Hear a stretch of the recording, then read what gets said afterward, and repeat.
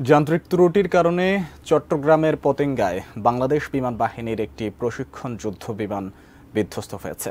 প্রশিক্ষণ বিমানটির পাইলট ও কো পাইলটকে উদ্ধার করে সম্মিলিত সামরিক হাসপাতালে ভর্তি করা হয়েছে।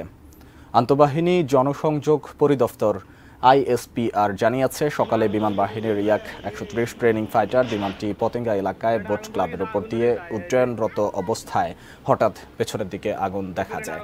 এরপর বিমানটি বিধ্বস্ত হয়ে পানিতে পড়ে। সেটি খুঁজতে বাংলাদেশ নৌবাহিনীর টগবোট সহ ডুবুরি, ফায়ার ফাইটার, পুলিশ বন্দরে অবস্থানরত জাহাজের নাবিকরা কাজ করছেন। যুদ্ধবিমানটি ১৯৯৬ সালে প্রথম আকাশে উড্ডয়ন করে। এরপর ২০০২ সালে এটি রুশ সামরিক পাইলটদের প্রশিক্ষণের জন্য প্রধান আকাশযান হিসেবে নির্বাচন করা হয়। ২০১৫ সালে এই যান প্রথম বাংলাদেশে আসে।